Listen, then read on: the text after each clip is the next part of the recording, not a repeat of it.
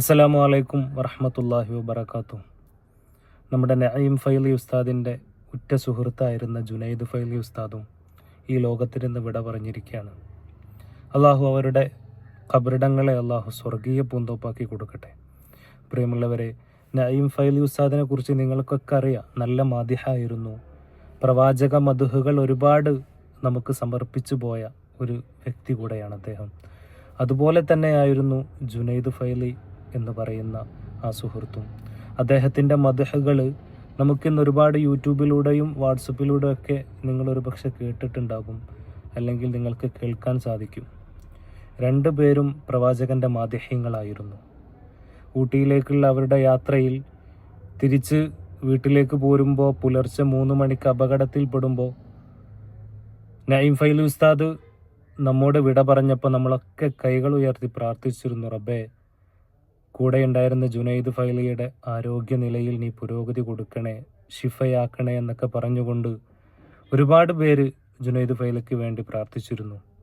ഇവരുടെയൊക്കെ ഈ ഒരു സ്നേഹബന്ധം കാണുമ്പോൾ അള്ളാഹിൻ്റെ റസൂൽ സല്ലല്ലാഹു അലൈഹി വസല്ലം തങ്ങൾ നമുക്ക് പറഞ്ഞു തന്നിട്ടുണ്ട്, നാളെ കത്തിജ്വലിക്കുന്ന സൂര്യൻ ഒരു ചാണകലെ മഹ്ശറയിൽ നമുക്ക് തീഗോളമായിക്കൊണ്ട് എല്ലാവരും വിയർപ്പിൽ മുങ്ങി കുളിക്കുമ്പോൾ അള്ളാഹിൻ്റെ തണൽ ലഭിക്കുന്ന വിഭാഗക്കാരിൽ 2 സുഹൃത്തുക്കളെ പറയുന്നുണ്ട്. അള്ളാഹിൻ്റെ മാർഗത്തിൽ സ്നേഹിച്ച് അള്ളാഹുവിന് വേണ്ടി ഒത്തുകൂടുകയും അള്ളാഹുവിന് വേണ്ടി പിരിയുകയും ചെയ്ത കൂട്ടുകാരന്മാരെ കുറിച്ച്.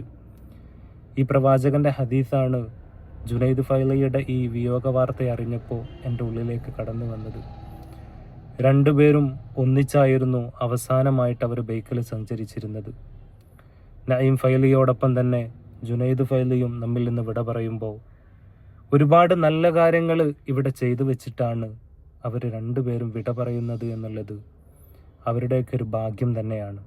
എത്രയോ ആളുകളുടെ പ്രാർത്ഥനകൾ അവർക്ക് ലഭിക്കുന്നു. അള്ളാഹുവിൻ്റെ വിധിയെന്നോണം ജുനൈദ് ഫൈലി നമ്മിൽ നിന്ന് വേർപിരിയുന്നു.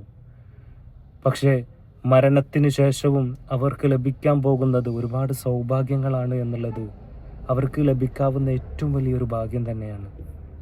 നമ്മൾ അവർക്ക് വേണ്ടി പ്രാർത്ഥിക്കുക. നമുക്കിടയിലും ഇത്തരത്തിലുള്ള സ്നേഹബന്ധങ്ങൾ വളർത്തിയെടുക്കാൻ വേണ്ടി നമ്മൾ ശ്രദ്ധിക്കണം. ഈ ലോകത്തിൽ നിന്ന് വിട പറഞ്ഞു പോകുമ്പോൾ ഒന്നും നമ്മുടെ കൂടെ ഉണ്ടാവില്ല. പക്ഷേ ഇത്തരത്തിലുള്ള സൽക്കർമ്മങ്ങൾ, സ്നേഹബന്ധങ്ങൾ ജുനൈദ് ഫൈലിയും നഈം ഫൈലിയും നമുക്ക് കാണിച്ചു വെച്ച ഇത്തരത്തിലുള്ള വലിയ പരലോകത്തിന് വേണ്ടിയിട്ടുള്ള സ്നേഹബന്ധങ്ങളൊക്കെ നമുക്ക് നാളെ ഉപകാരപ്പെടും. നമ്മളൊക്കെ മരിച്ചു കഴിഞ്ഞാൽ ഓന് നല്ലോനായിരുന്നു, ഓന് ഒരുപാട് പേർക്ക് നന്മ ചെയ്തിട്ടുണ്ട് എന്നൊക്കെ 4 ആളുകൾ പറഞ്ഞു കഴിഞ്ഞാൽ അത് നമ്മുടെ സ്വർഗപ്രവേശനത്തിന് വരെ കാരണമാകുമെന്നുള്ളതാണ്. അള്ളാഹു അവരുടെ എല്ലാവിധ ദോഷങ്ങളും അള്ളാഹു പുറത്തു കൊടുക്കട്ടെ. സ്വർഗത്തിൽ ഒരുമിച്ച് പാട്ട് പാടാൻ, മാലാകമാരുടെ ജന്നാത്തിലെ പാട്ടുകാരന്മാരാവാൻ നഈം ഫൈലി ഉസ്താദിനും ജുനൈദ് ഉസ്താദിനും അള്ളാഹു തുണക്കട്ടെ എന്ന് ആത്മാർത്ഥമായി പ്രാർത്ഥിക്കുന്നു. ആമീൻ യാ റബ്ബൽ ആലമീൻ.